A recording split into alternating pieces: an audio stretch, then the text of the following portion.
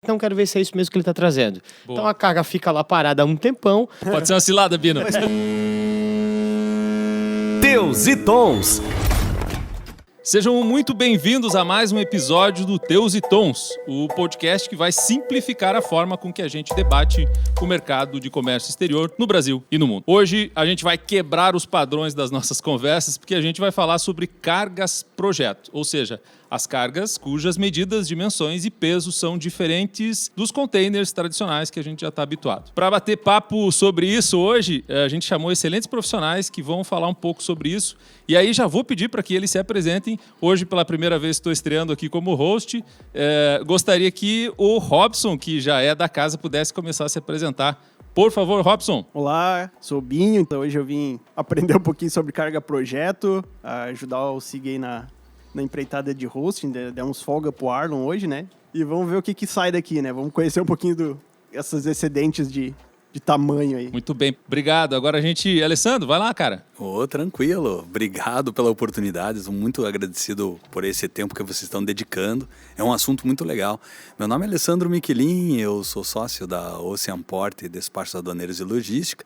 Trabalho aí há praticamente 20 anos na área de Comex. Já vi de tudo um pouco, tem muito o que aprender. Lá na empresa é a mulherada que manda, não tem o que fazer. Eu sou o Aspone mesmo e vamos que vamos. Legal, tamo junto. Celera, fala aí, cara. Vamos lá. Eu sou o Felipe Celera, prazer e obrigado pela oportunidade. Eu migrei da advocacia para a área de comércio exterior há 16 anos atrás. Eu sou gerente de projetos e logística internacional na Like World Wild e 14 desses anos focado e dedicado na área de projetos na carga sobredimensionada. Beleza, obrigado. Peterson, fala para nós aí, cara. Galera, satisfação enorme estar aqui. Segunda vez que eu gravo com o time aí da Teus e Tons, a primeira foi numa live. Me chamo Peterson Juvencio, trabalho aqui no Complexo Portuário já há 16 anos também. Exportadores, importadores, armador e especialmente nos terminais portuários a minha especialização sempre foi em legislação aduaneira. E aí, há alguns anos já voltado para a área de projetos. Hoje trabalho num terminal portuário na Brascarne, que pertence à Seara Alimentos, que é voltado também para carga projeto. Eu vim, na verdade, aprender, né? Que tem só monstro aqui hoje. Nada. Legal. E a gente quer agradecer também a presença do Gabriel, que está aí nos bastidores, nas câmeras. Valeu, Gabriel.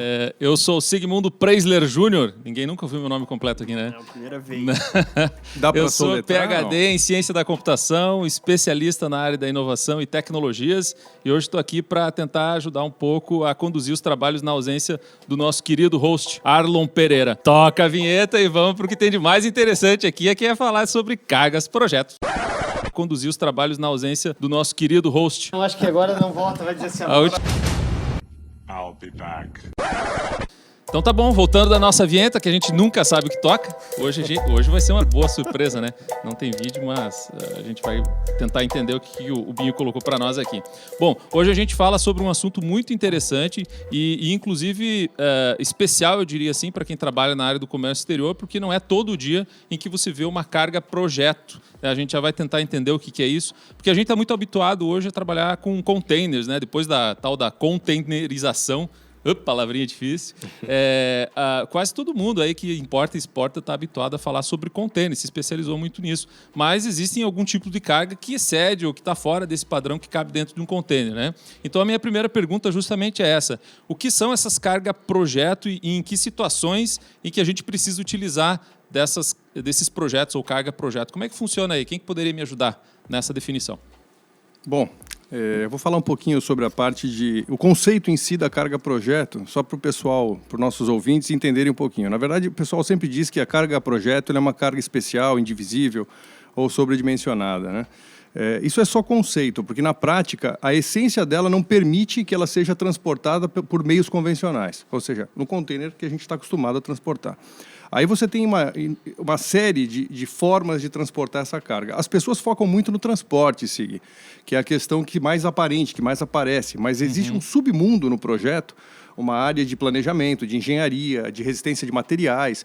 Tudo isso tem que ser analisado, muitas vezes antes de chegar na etapa do transporte, seja ele nacional ou internacional, tá ok? Não sei se o Peterson concorda, mas Totalmente, é isso a aí, parte cara. que não aparece na carga projeto, é a parte de estruturação, de base e planejamento. Até para armazenar, eu trabalho, a minha função aqui é mais voltada para o armazenamento e embarque da mercadoria. Então, para armazenar também tem todo um escopo a ser seguido, né? E o interessante, até acompanhando o Celera aqui, que a carga projeto não te dá margem para erro, né? Na verdade, nenhum trabalho dá, mas a carga projeto em si dá menos margem do que as outras. Na verdade, ela traz consequências mais severas, né? Se você tem Exato. os erros, as consequências são um São pouquinho mais diferentes, duras. sem dúvida nenhuma. Então, o cálculo antes é sempre muito refeito 30 vezes. Hoje a gente até percebe, já avançando um pouquinho, talvez a gente volte nisso, que as empresas que vão embarcar, os exportadores, por exemplo, usando um exemplo hipotético, que vão embarcar as suas mercadorias, hoje em dia, já como tu falou, tem todo um pacote de engenharia antes, né? Hoje em dia eles já fornecem os olhares, as manilhas, e aí eu vou deixar para o Celera já continuar, a gente volta nesse assunto. Eu acho que, na verdade, não é quando utilizar a carga projeto ou não, como eu comentei inicialmente. Na minha opinião, né? Sempre na minha opinião, porque ninguém é dono da verdade, a gente aprende todos os dias uma coisa nova, a carga, ela é excedente, ela é especial ou não, pela essência que ela tem de ser indivisível, ou ter um sobrepeso, ter um centro de gravidade deslocado. Às vezes não é nem uma carga muito grande, mas a sensibilidade dela transforma ela numa carga especial. Entendi. Alessandro, fala para nós, é isso aí, cara? O que é uma carga projeto e em que situação que eu vou precisar me preocupar com isso? As cargas projeto são realmente, né, é redundante falar, mas são as cargas que realmente excedem os espaços pré-determinados pela logística comum hoje, do container ou mesmo do flat rack. Muita gente acha que o flat rack é aquele container que não tem paredes, não tem teto, né? Ele tem ele tem só a base dele, as laterais, e muitas vezes a pessoa acha que só porque é um flat rack, é uma carga projeto. Não, o flat rack é um container normal, ele simplesmente serve para melhoria de carregamento dele. No caso da carga projeto, comungo com o Felipe sem problema nenhum. São cargas que excedem esse tamanho dele, seja da parte superior, seja da parte lateral, assim por diante. Então, se me permitir empilhar um flat rack, que estiver dentro daquele flat rack, ele não é considerado carga projeto, no caso? Não é considerado carga projeto. Ele está dentro digamos, das dimensões do container, ele segue como carga comum. Por exemplo, a gente tem um container chamado open top. Open top nada mais nada menos, ele só não tem teto, não tem telhado. Vai então uma lona, né? Vai uma lona, ele tem uma porta e tudo. Pô, mas para que serve um container open top? Para facilidade de carregamento, por exemplo, de máquinas. As máquinas você não consegue levar ela até dentro do container de arrasto. Então você pega um sistema de guindaste ou uma ponte rolante e faz a ova dele, que nada mais nada menos se chama, a ova é o carregamento, faz o carregamento dele, a estufagem dele e faz assim por diante. Porém, aquele container flat rack que ele possa ter um excesso lateral ou principalmente um excesso superior, é aquele que você não consegue mais fazer empilhamento. Então ele simplesmente vai na parte de cima da pilha do container. Mas pode haver um desvio do tipo, eu planejei para ele ser um flat rack convencional, com as dimensões de um container, tratado como um container, e eventualmente chegou na hora de colocar a máquina em cima, ela excedeu as dimensões. E aí, como é que faz? Não deveria. Aí eu vou com o Felipe. O gestor do projeto já errou. Na verdade, quando vou com o Felipe, aquela palavrinha chamada planejamento. Na realidade, as medidas dos containers, elas são padronizadas ou com pouquíssimas diferenças do fabricante, seja ele container de leasing ou do armador. Quando você parte para uma linha de embarcar essa carga, você já tem que saber se essa carga vai prover um excedente ou não. Entende? Você tem que planejar isso de modo a evitar todo o sacrifício logístico que tem por trás de desovar uma carga, custo de armazenagem adicional, perder um navio, enfim, perder os deadlines, enfim, né? Claro. Eu acredito muito que os gestores do projeto, eles são basicamente os grandes responsáveis pelo êxito ou pelo fracasso de um projeto. Isso sem sombra de dúvida. E esses containers especiais hoje, né?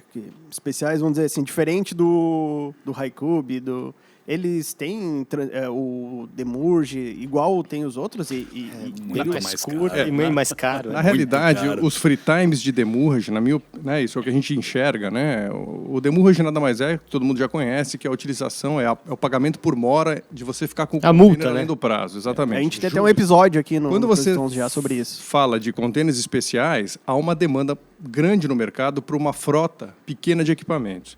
Então, se você não devolve esses equipamentos rapidamente, o armador se vê na prerrogativa de cobrar mais caro por isso, e com um período de free time geralmente mais curto. Então, é muito comum você ver flat hacks com free times de 10 dias, e não 30 dias. Corretíssimo. Essa é a minha Acho que, na verdade, tudo que envolve um flat hack, um open top, tudo é mais caro, né? Desde do FII no BRL até o frete em si, né? As taxas.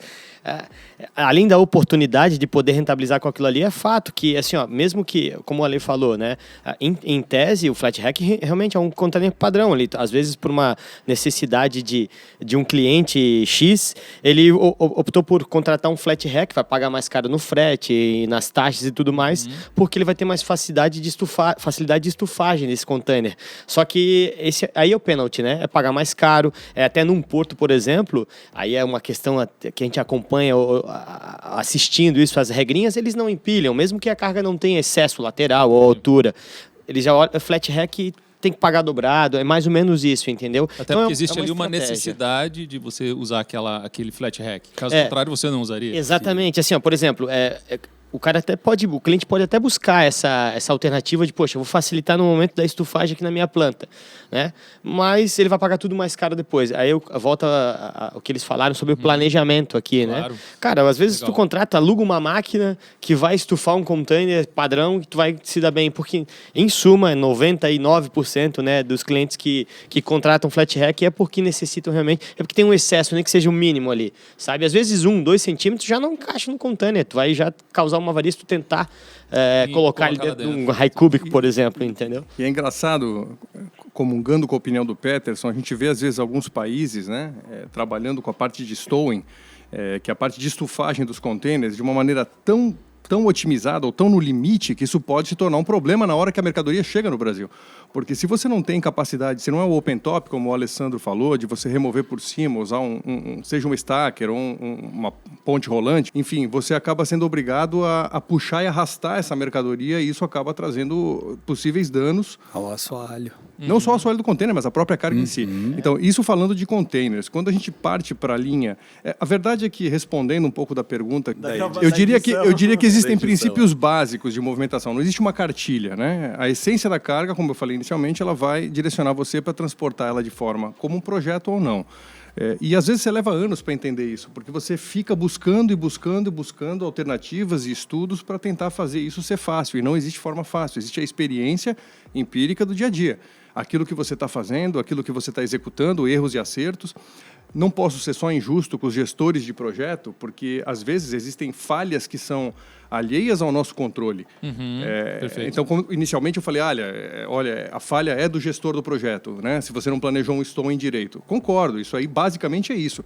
Mas existem fatores de manuseio portuário, depois eu vou comentar um pouquinho sobre alguns cases que a gente teve avarias, e esses cases não foram determinados por mim como freight forwarder, como operador, como project forwarder, né? Que é o agente de projetos. Então, eu acho que, basicamente, a gente precisa deixar isso muito claro também, senão a gente joga um ônus sobre o gestor do projeto, que, de repente, ele também não existe tanto assim. Detalhes, né, Celera? Detalhes, assim, o detalhe, às vezes, a gente paga caro pelo detalhe, mas é o detalhe. Às vezes, uma manilha, às vezes, uma solda, a capacidade da solda ali, tu vai levantar o equipamento e ela não tem uma capacidade para suportar aquele peso. Entendi. Então, é um erro de cálculo ali, que, como ele falou, não tem como culpar alguém, porque centímetros... Mas é importante entender que existe uma responsabilização e normalmente é o gestor do projeto que é o cara que vai ser responsável por isso. Só pra gente, mas em suma, né? Acho que tá todo mundo aqui para deixar o negócio bem objetivo. Carga projeto, em suma, é todas as cargas que excedem o tamanho padrão. Exatamente. Aí só da tamanho operação comum. Eu fiquei com uma dúvida, assim, só tamanho ou, por exemplo, como o Celera falou ali da questão de arrastar o peso também pode peso ser? Também, cara, peso também. Bobinas, por exemplo. Existem bobinas de 30 toneladas, que aí já excede, às vezes, o payload do container com a tara. Então, cara, essas bobinas não conseguem ser carregadas num container padrão, tem que ser num flat rack. Já que se citou, então vamos lá. O que é um payload do container? Payload, em suma, é o peso máximo que um container suporta, né? É o gross rate, né? Pronunciei certo, Celera? Gross rate. Corretíssimo. Legal. Então você tem, tanto na questão das dimensões, como também no peso, uma determinada limitação. Passou daquela limitação, vira carga projeto? É isso? Em tese, sim. Em tese, sim. Em tese, É, sim, mas aqui por é que exemplo... tá. Opa, perdão. Fala, Levo. Por exemplo, no aço, né, que a gente opera bastante, mas eu ainda tenho muito que aprender. Por exemplo, bobinas lá que possuem 24, 28 toneladas, apenas uma bobina, ela automaticamente ela não consegue ser carregada num container de 20 pés ou num reforced, que é um container mais reforçado embaixo com as suas traves e tudo. Ela automaticamente ela precisa ir para uma carga breakbook, que também é uma carga projeto. Você faz um empilhamento dessas bobinas de aço, por exemplo, o aço carbono que a gente chama no mercado, dentro do porão do navio. E lá dentro ela se torna uma carga projeto também. Por quê? Porque ela não vai simplesmente no empilhamento, ela vai simplesmente encaixando como se fosse... Tetris, exatamente. Aonde ela vai ter que encostar na lateral do porão do navio, seja ele box ship é um porão de navio certinho, quadradinho para simplificar, ou aqueles que têm as laterais inclinadas. Por quê? Porque ela precisa trabalhar de acordo com as lei da física, aquilo que a gente aprendeu lá no 2º grau, que todo mundo esquece. Não, galera, vamos pensar no 2º grau. Usa-se física do 2º grau em carga projeto. Nós estávamos falando agora há pouco a respeito de, por exemplo, se uma solda aguenta ou não aguenta, né? O gerente de projeto. Eu acho que é toda uma comunidade. Você tem que ter uma pessoa como ponto focal na tua operação de carga projeto. Entendi. Ponto. Não tenha dúvida nenhuma. Não um centralizador, mas um ponto focal. E as empresas que você vai contratando, que são especialistas em cada segmento, vão municiando essa operação de informações para que um grupo de pessoas ou uma pessoa, né? É melhor não uma pessoa, é melhor dividir um pouquinho responsabilidades, né, gente? Por favor. Comecem a somar e consigam transformar essa carga em projeto num planejamento para que tente dar tudo certo. Eu queria ser essa pessoa Eu queria ver como que seria essa pessoa, né? Ela não deveria dormir enquanto essa carga não chega aqui, né?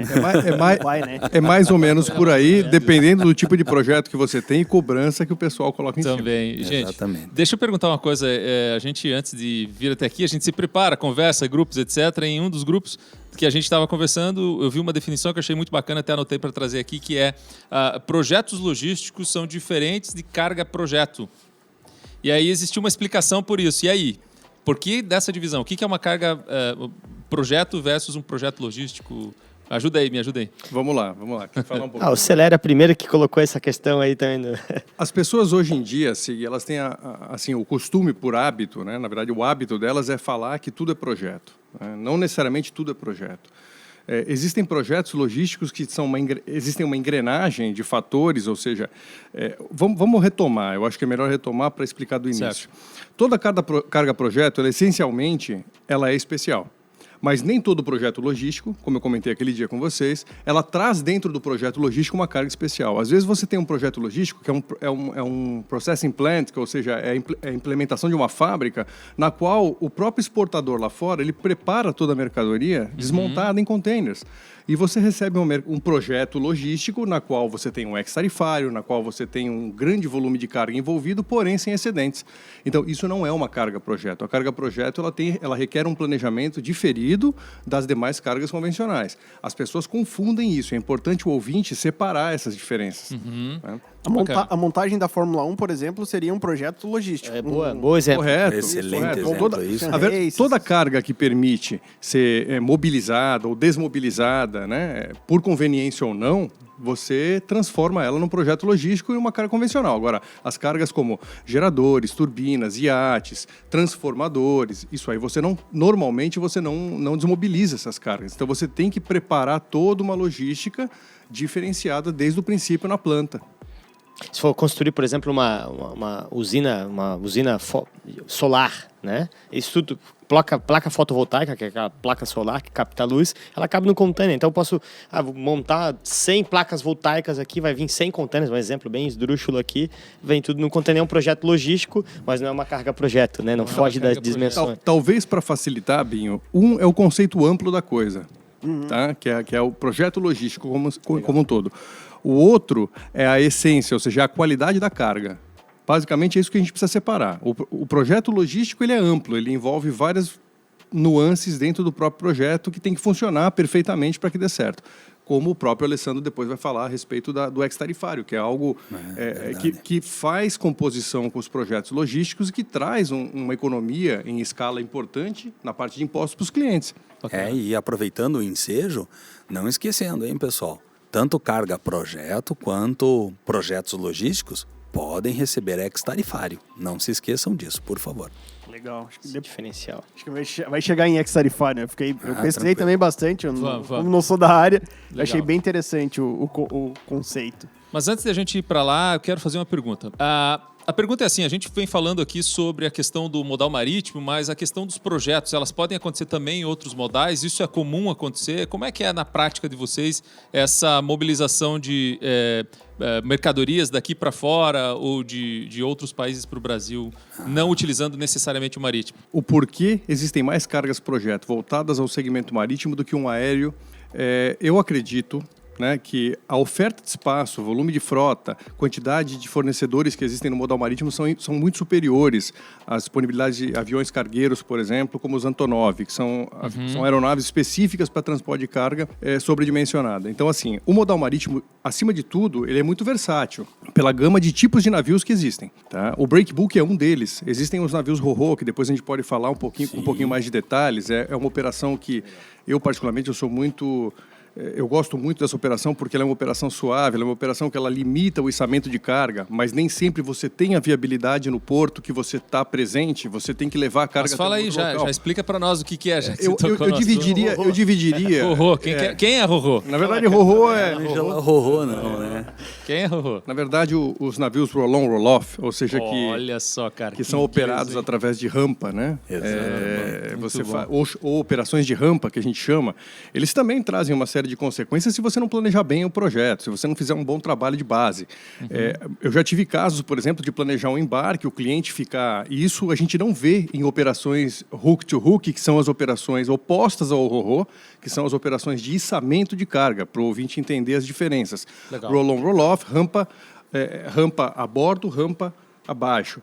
Hook-on, hook-off é içamento de carga para bordo e descarga também através do guindaste. Nós tivemos problemas, às vezes, de um cliente querer ficar fotografando sua carga ou fazendo todo um show-off na véspera do embarque. Nós tivemos que acompanhar isso porque era a primeira operação do cliente e nós perdemos a rampa do navio.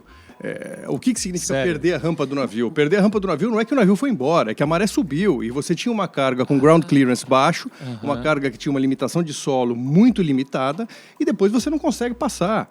Porque a maré subiu e a rampa trabalha, senão o navio não opera. Entendi, ficou tirando foto lá e perdeu. Então nós já tivemos situações pontuais desse tipo, né? Só explicando a tecnicidade das diferenças. Agora, existe também, aí eu não sei se o Peterson concorda, e a tendência é que os armadores que operam equipamentos especiais, os flat racks, os open tops, antigamente existiam os containers plataforma, que hoje em dia você não vê mais. Não vê. Antigamente você operava com super racks, que carregavam até 55 toneladas. Os armadores eles vêm limitando isso no container individualizado, ou seja, na unidade de transporte, e vem transformando essa carga mais pesada em flatbeds, ou seja, breakbulks, mesmo sendo um navio de célula. Concordo genuinamente contigo. Eu assisto isso, inclusive aqui no Porto AG a gente observa alguns exportadores, alguns armadores, melhor, que deixam exatamente esse espaço, né? Por conta até talvez da região, metal mecânica e tal. Exatamente isso, galera. Mas eu fiquei com uma dúvida ali. A carga ro-ro, ou o navio ro-ro, ele é considerado um projeto logístico ou ele é uma carga projeto? Nenhum dos dois. O navio ro-ro é um meio de transporte para cargas sobredimensionadas, que normalmente não são embarcadas em containers e que podem ser mobilizadas através da rampa do navio, seja um caminhão, seja um ônibus, seja uma carga estática sobre um MAF, que é um equipamento especial. Geralmente rodinhas. veículo, né, Celera? Geralmente é veículo no ro-ro e é o seguinte, é um projeto, já ia colocar no projeto novo, é um trabalho específico, é uma linha específica, assim como tem o breakbulk de carga geral, navio container tem o navio ro-ro. Então tá, vamos lá. O Binho, fala para nós aí, cara, você que já trabalhou também em diversas empresas que transportavam, importavam portos, etc. Você já viu isso acontecendo, essas cargas, projetos com muita frequência, ou era mais container mesmo que se via movimentando no porto? Então, quando eu trabalhei na Portonave junto com o Peterson ali, eu não via muito, assim, não era do meu dia a dia, não acompanhava muitas cargas. Mas eu acompanhei como a gente vinha conversando, o embarque da Firewhip, né? Do Beto Carreira, aquela montanha-russa. Legal. Tava trabalhando lá, a gente viu lá. Que legal. Tava dando E agora receberam a roda gigante ali foi até um colega meu que fez o transporte. de balneário ali, né? De balneário, é. Essa Legal. montanha. Não lembro o nome. E esse foi bem legal, porque foi um breakbook, foi um navio que veio direto, né, do Japão pra cá, que a montanha-russa, ela foi comprada lá no Japão, então ela foi um embarque direto, isso foi o que eu acompanhei na época, e foram 250 carretas para levar do porto até o parque. Esse é um projeto logístico de carga projeto. Legal. Alessandro, conta pra nós aí, cara, qual foi uma das últimas aí, grandes aí, que você operou e que teve uma experiência aí? Como é que foi? Nós ali operamos bastante. Como a gente atende muito as indústrias de móveis, também a gente atende, por exemplo, linhas de produção inteira do móvel. Por exemplo, uma empilhadeira coloca as chapas dos móveis da MDF de um lado da máquina, do outro lado sai um móvel todo recortado, furado e assim por diante. Isso é exportação. Isso é uma importação. Uma importação. Isso. Show. Então isso se torna uma carga projeto, exatamente porque, por exemplo, você pode ter 15 containers normais, o HC, normalzão lá, caixinha lá de aço que a gente tanto vê na rua, né? De repente, 2 ou 3 deles é um flat rack porque, de repente, uma parte da linha de produção tem uma torre maior e ele teve um excesso. Pronto, ele acabou de sair de um projeto logístico para simplesmente uma carga projeto. Legal. Nós operamos aqui, a gente não pode comentar muito porque toda carga assim, que envolve segurança nacional, governo e tal, a gente precisa segurar um pouquinho por causa dos contratos que a gente faz. Mas nós fizemos, por exemplo, uma unidade de fertilizantes nitrogenado que veio aqui para o Brasil. Nós fizemos ela praticamente... 80% dela entrou aqui pelo porto de São Francisco do Sul. E o que acontece? É como se fosse a montanha-russa de um tamanho gigantesco. Sério? Foram uma quantidade de 2 navios breakbooks. Poxa, mas vamos simplificar esse breakbook. Esse breakbook aí simplesmente significa carga solta, né, dentro de um navio. Aí você precisa fazer toda a parte de amarração, peação da carga, assim por diante. E aí você precisa de todo um planejamento, que é do gestor, ou da pessoa de ponto focal, que você vai ter que envolver desde o carregamento lá na origem, que foi feito toda essa parte metálica da usina de fertilizantes, foi feito na China, foi importado para o Brasil em 2 navios breakbooks, os 2 atracaram em São Francisco do Sul, uma parte entrou por Santos, e nós ainda tivemos toda a parte de desembaraço aduaneiro em São Francisco do Sul, toda a parte de descarregamento desse navio, que eu vou dizer para vocês que foram alguns dias descarregando o navio, porque são peças e partes de uma usina que não tem as mesmas medidas.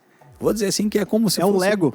Mas olha, tirou as palavras da minha boca. Então o que acontece? Você acaba tirando toda essa carga de dentro do navio devagarinho, com calma, porque ela é toda especial, não pode bater, você tem que ter todos os equipamentos para fazer esse içamento, etc. E aí entra onde?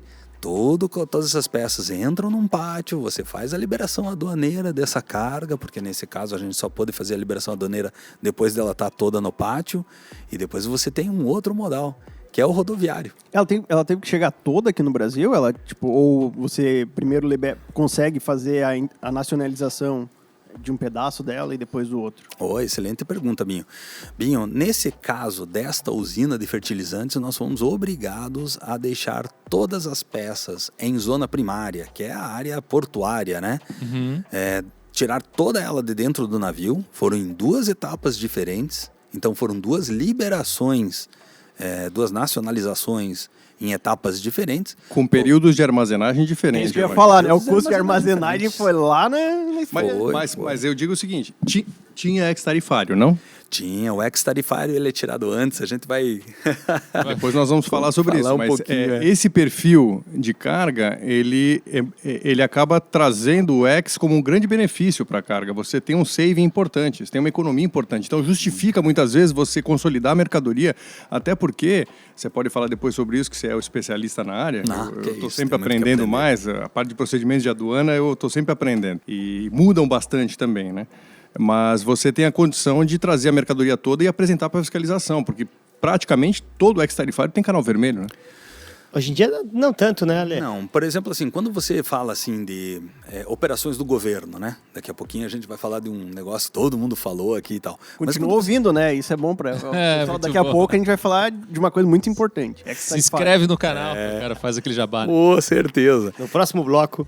Então, o que acontece? Quando você tem cargas do governo, por exemplo, como foi essa usina por inteiro... Mas, Ale, já continua aí, vai falando o que é ex-tarifário para nós e já vai explicando pode? o contexto. Nossa. Não, taca ali Então, vamos lá, Célia. Tá em casa. Vamos colocar isso daí em prática, então. Vamos lá. O que é esse trem? Então, vamos lá, então. Toda carga que, por exemplo, no nosso caso, no Brasil, que nós não possuamos capacidade tecnológica ou de fabricação de um produto, seja ele de bem de capital, máquinas, equipamentos. Ou então, por exemplo, que a gente importa muito aqui para o Brasil, que são os equipamentos que fazem toda essa modulação de celulares, por exemplo. Tecnologia, Uma né? área de tecnologia. Então, vamos dizer, desses dois polos, que é o principal em relação ao ex-tarifário. O que acontece? O Brasil diz que é simples. O imposto de importação para esse tipo de máquinas, equipamentos e tecnologia, os impostos de importação vão de 14% a 16%. Certo. Como o Brasil não tem tecnologia para a fabricação de um produto em específico, de uma tecnologia específica, o que o governo brasileiro ele faz? Poxa, eu preciso com que meu parque fabril ou meu parque tecnológico esteja sempre de ponta como o restante do mundo. Então, para eu facilitar essa entrada de tecnologia no Brasil, eu crio um ex-tarifário que sai de 14% a 16%, para zero, em sua grande maioria, a no máximo 2% de imposto de importação. Que oportunidade. Agora, Sigui, você soma isso a valor agregado de cargas sobredimensionadas. Então, você tem uma combinação perfeita para um saving, né, e para investimentos. É óbvio que quando você tem um ex-tarifário e uma carga que por si só, ela já tem um valor agregado elevado, ela já tem uma logística diferenciada, então por isso que o casamento do ex com a carga projeto é algo sempre que possível muito positivo. Ok, mas vamos lá, existe uma tabela onde eu consulto quais são esses produtos ou, na verdade, eu vou brigar pela característica desse produto dizendo que ele se encaixa nesse perfil? Nossa, big pergunta, é bem nesse segmento mesmo. Gente, não existe uma especificação, dito assim, tal produto merece ex-tarifário. Não existe. Porque, de repente, algum fabricante aqui no Brasil, por si só, absorve uma tecnologia interna aqui no Brasil e começa a fabricar o produto X, Y ou Z. Ok. Aí, automaticamente, o que acontece? Para você batalhar esse ex-tarifário, você tem um procedimentozinho para fazer no Brasil. Então, por exemplo, eu vou trazer uma máquina que ela é toda automatizada, CNC, né? Assim por diante. Como eu disse, uma linha de produção, por exemplo, de móveis. Normalmente esses equipamentos vêm com ex-tarifário. Como é que se faz esse ex-tarifário? Esse ex-tarifário não é difícil. Esse ex-tarifário hoje, a ferramenta do governo, ele diz assim, para você se cadastrar no SEI, que é um sistema de comunicação entre a pessoa física e o governo federal, Ministério da Fazenda, Ministério da Economia, tá ok? Gente, eu vou repetir, é pessoa física. Poxa, Ale, mas você não está trazendo equipamento para uma indústria, assim por diante? Não, você tem que nomear uma pessoa que representa essa fábrica. Entendi. Ou Será que vai ser preso? Muito bom. Exatamente, Pete. É justamente a pessoa que vai ser responsável em responder por aquilo que ela imputou no sistema. Então, Afinal, a gente é um pleito de 16%, 14% de redução no imposto. é importante, coisa, né? é importante. Então, Isso paga a logística muitas vezes. paga a logística. Paga Falou logística, bem, Felipe. até parte do lucro né? Como você falou, um saving, é uma economia muito grande. Na realidade, nesses casos, por exemplo, vamos falar assim um pouquinho do plantel industrial no Brasil. Nesse caso, você reduz o custo do produto para a indústria, assim por diante. Né? E a gente está falando ali de produtos que podem ter ex-tarifário, gente, assim, de 20, 30 mil dólares a produtos com valor infinito praticamente, entendeu? E como é que você faz isso? Voltando nesse aspecto. Você faz esse cadastro no SEI, que é do governo federal, do Ministério da Economia, e automaticamente quando você está cadastrado, que pelo site diz que seu cadastro é vinculado em 3 dias, você pede o pleito dele. Gente, o que é o pleito? Quando você tiver com o cadastro no SEI, no portal do MEDIC, aí automaticamente você vai fazer o pleito dele. Pleito, nada mais nada menos você vai descrever falando de forma simplificada. Você vai descrever tudo que a tua máquina, equipamento ou tua indústria inteira que você está importando, vai descrever dela e vai informar para o governo que aquilo que você está trazendo não possui tecnologia ou, principalmente, não possui fabricante brasileiro. Certo. Agora acendeu assim uma luzinha verde aqui muito importante, que é do tipo, eu como uma empresa grande estou fazendo uma importação muito valiosa para mim, que, cara, 14%, 16% é uma grana. Então vale a pena eu dar uma boa investigada nisso. Será que eu consigo fazer isso por conta própria? Eu realmente vou precisar da ajuda de um profissional, que é o caso de vocês, que já estão um tempo na área. E aí, como é que funciona esse processo aí? Como é que eu começo investigando? Eu penso que ele é o mesmo processo de carga-projeto. Eu acho que todos nós, mesmo com muita experiência de vida, né? Com muitos produtos passando debaixo dos nossos narizes, dos nossos clientes e assim por diante, nós temos que aprender. Eu digo da seguinte forma, uma pessoa comum, um representante de uma máquina ou equipamento comum no Brasil, pode pedir o pleito do ex-tarifário. Eu acredito muito que pela quantidade documental que nós temos no Brasil, eu acho que seria melhor realmente buscar uma empresa que faça isso, porque é o dia a dia dela, né? E uma vez conquistado esse ex-tarifário, ele vale por um período de tempo longo ou ele vale para aquela pessoa que requisitou? O produto que está sendo importado. Para o produto que está sendo importado. Até porque muitas vezes você vai ter que fazer uma defesa técnica disso. Sim. Não é simplesmente você apresenta o pleito, você tem uma resposta. Isso leva meses muitas vezes. Você tem que fazer uma defesa técnica, esse é um processo feito... você tem que tramitar, vai até Brasília, volta, enfim, não é algo muito simples, não. Até pegando o gancho do que o Celera falou ali no início, muitas vezes o ex-tarifário é canal vermelho. E realmente, historicamente, era muito canal vermelho, porque a Receita queria. Estou simplificando, os órgãos anuentes queriam ver se de fato tu estava cumprindo, né? Tava cumprindo os requisitos daquele pleito. E realmente, e aí a gente observa que hoje caiu bastante, porque assim, são 15, 14, 16% ali de redução do imposto, mas às vezes isso vira um mico, porque, como ele falou, o ex-tarifário historicamente cai em canal vermelho, que é o quê? Opa, o cara pediu o ex-tarifário, chegou a carga, aceita, então quero ver se é isso mesmo que ele está trazendo. Boa. Então a carga fica lá parada há um tempão. Pode ser uma cilada, né, Binho? Bino. É Bino, não é Binho? Pode ser uma cilada, Bino. Mas pode ser uma cilada Binho também. Binho também. Pode ser. Tem aproveitando ali o gancho do Binho, é da seguinte forma, quando você tira um ex-tarifário, no site do governo ele informa que são 3 dias para o cadastro, tá ok? E 45 dias para o pleito. Porém... Opa, legal. Então, não tô tão fora assim, não. Então, hein? Tô meio atual, hein, gente? Vamos lá, então. Ô, Binho, vamos lá. E diz que pode ser maior se, caso a empresa apresente muita dificuldade para mostrar que aquela carga que aquele produto não existe no Brasil, ou o rigor da empresa seja muito elevado, para a empresa seja difícil de pleitear isso, assim. Eu vou explicar sendo uma coisa bem... Eu vou atravessar vocês aqui. Eu fico me lá. perguntando como é que o cara vai comprovar que o produto dele não tem no Brasil? Ele vai buscar no Google e ver aqui, tem 0 na minha pesquisa, não rolou. Então, mas aí o MDIC... Não tem procedimento, O próprio MDIC fala que depois que você faz o pleito, é feita uma consulta pública. Você emite o pleito, automaticamente é absorvido pelo governo federal, esse pleito. Ele é divulgado no Diário Oficial da União, pelos prazos, tá ok? Esse pleito deve ser resolvido em 45 dias. Mas eu sempre aconselho aos meus clientes a fazer assim. Todo ex-tarifário que você vai fazer, seja de uma fábrica, de uma máquina, equipamento, tecnologia, sempre fazer no semestre que antecede o embarque dele. Por quê? Aproveitando o gancho do Binho que fez a lição de casa. Ele vai ser publicado no Diário Oficial da União e a ABIMAQ vai simplesmente reunir todas essas informações de acordo com o que ela vai absorvendo e ela vai pegando todos os associados dela e dizendo assim, olha pessoal, tem alguém que fabrica isso daqui e assim por diante. Existe uma consulta pública. Existe a consulta pública, isso é importante, principalmente para que a gente também defenda os nossos produtos nacionais. Eu acho que é bastante importante nisso. Perfeito. E depois dessa publicação, depois dessas, requisições no território nacional inteiro, de que não houve uma reclamatória contrária àquele seu pleito de ex-tarifário de redução de imposto de importação, não teve ninguém no Brasil que fabrique igual, tenha a mesma tecnologia, automaticamente você ganha esse ex-tarifário.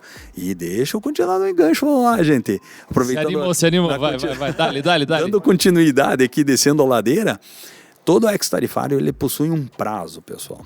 tá ok? Ele possui um prazo. Então a gente já operacionalizou ex-tarifários de máquinas e equipamentos, que é fácil lá, foi fabricado lá na Europa, ou então na América do Norte, assim, tá prontinho, embarca, vem embora. Mas e quando você consegue um ex-tarifário, por exemplo, para uma fábrica, uma linha de produção inteira? Ela ainda vai começar a ser produzida. Então, depois desse prazo que ela expira, que pode ser até de 2 anos, você pode pedir a renovação desse prazo de novo. Então, você consegue cumprir com que a produção no exterior daquela máquina, equipamento, esteja vigente ainda o ex-tarifário, Ter continuidade para a chegada desse produto aqui no Brasil. É isso. Legal. Simplesão, gente. Que moleza. É que o interessante é como ele falou, vocês falaram ali, isso pode se pagar o custo logístico, que em tese, quando você traz a máquina, o objetivo da indústria é que a máquina se pague com a produção e não...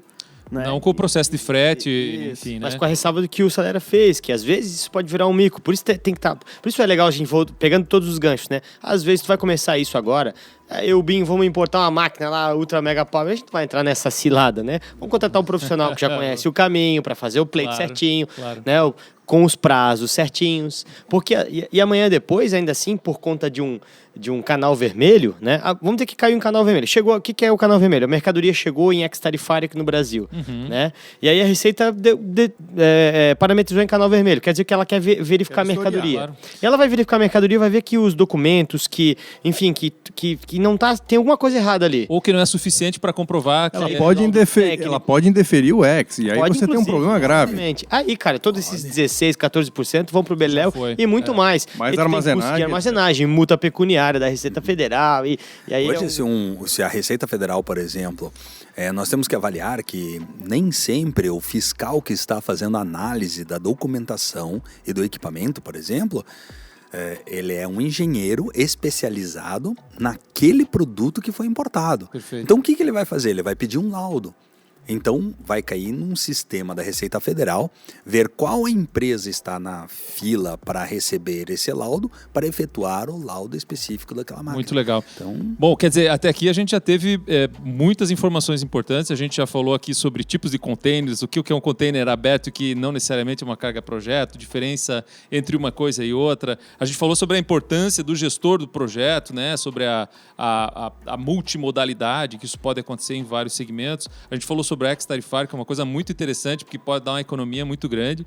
E eu quero até que vocês continuem utilizando esses exemplos mais para frente, mas eu tenho muita coisa aqui para perguntar para vocês, e uma delas é sobre a questão da certificação. Quais são os certificados e medidas de segurança que são necessárias para uma carga-projeto? A gente já falou aqui, então, que, mais uma vez, existe a necessidade da figura de um ponto focal, como a Ali comentou agora há pouco, aí, que é a pessoa responsável que vai gerir todo o processo, mas que pode vir desde a origem até que o destino, passando por baixo de um fio de alta tensão até a porta da tua casa, né? E aí, quais são esses certificados, quais são esses órgãos, como é que funciona essa questão da regulação? Quem pode me ajudar nisso? Bom, Sig, eu acho que antes de falar de certificados de IPAção, que estão intrinsecamente ligados, né, estão vinculados, eu acho que é importante falar sobre os profissionais que acompanham as nossas missões nesse serviço. Ou seja, que são os surveyors, ou seja, os marine surveyors ou cargo surveyors. Esses inspetores, geralmente têm uma formação técnica, ou de engenharia, ou técnica em movimentação, transporte, enfim. Eles são as pessoas responsáveis, atualmente, para poder validar e dar garantias ao serviço que está sendo executado e que a mercadoria que está seguindo em frente, seja numa viagem rodoviária, num transporte nacional ou internacional, ela está condizente com os padrões internacionais e medições de amarração. Me corrija se eu estiver enganado, esses surveyors, no Brasil a gente chama de comissário de avarias. Não, na realidade, o comissário de avarias, ele verifica as avarias. Você tem inúmeros surveyors, né? Você tem o marine surveyor, que fica dedicado ao navio.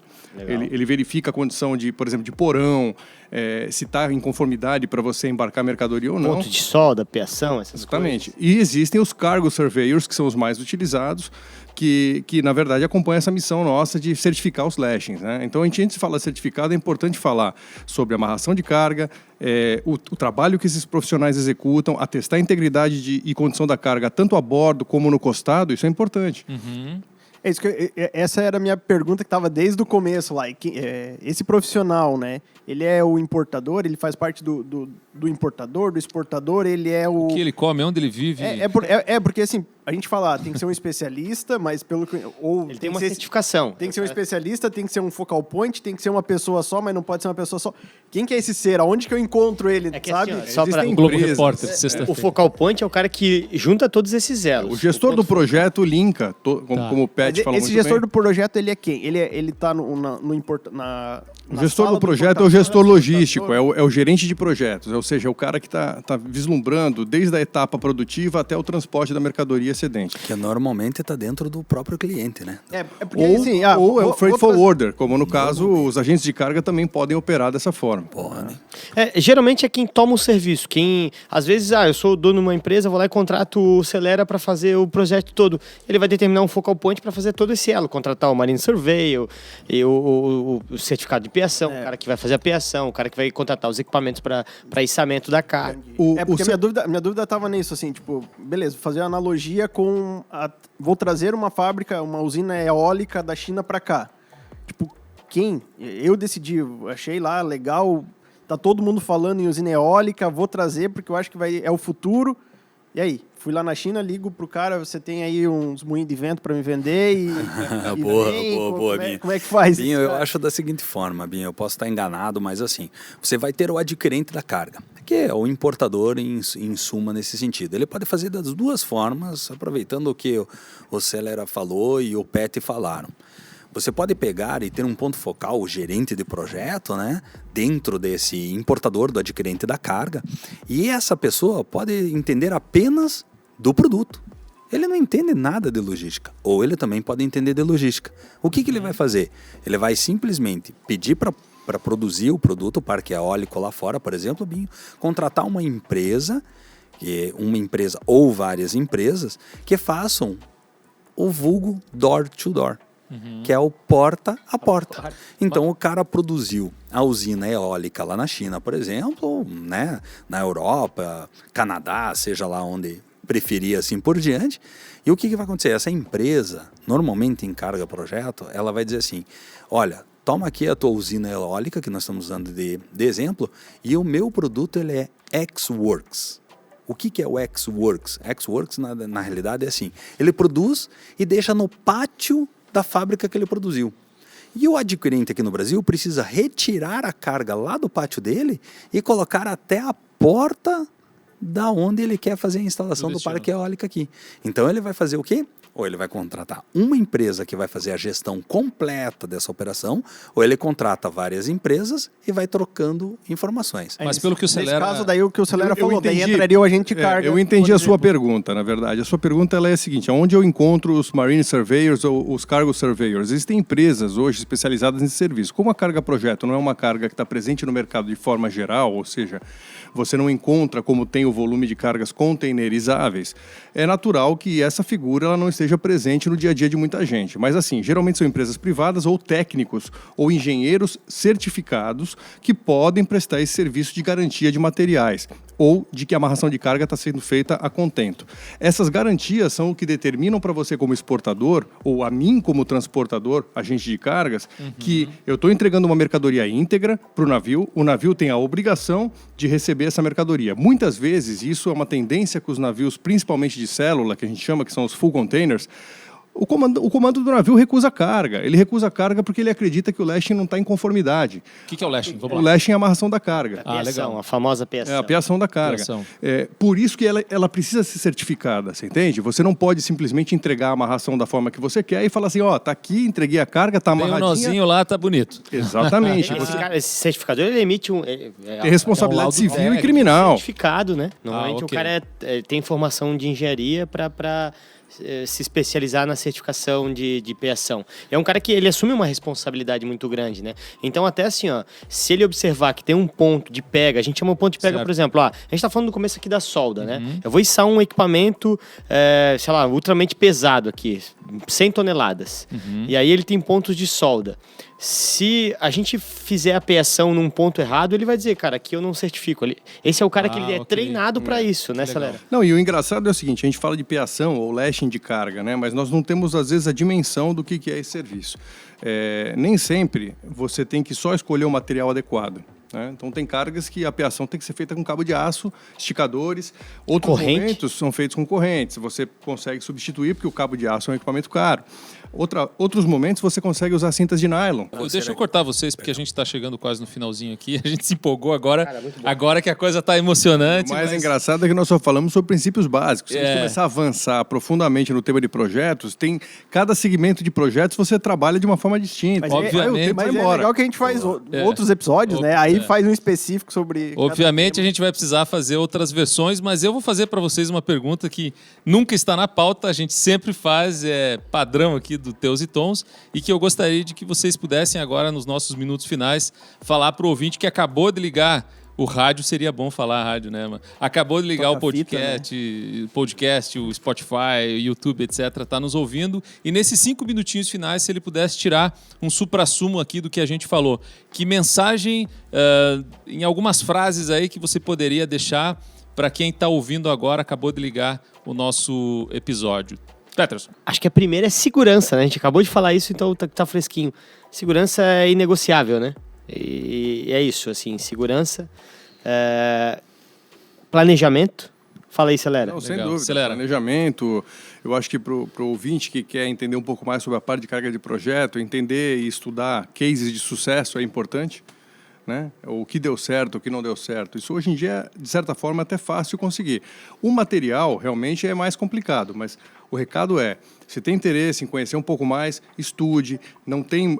A vivência é o melhor manual que existe para você ter essa experiência diária com a carga de projeto, sem sombra de dúvida. Ale. Eu penso e vou ser um disco de vinil riscado.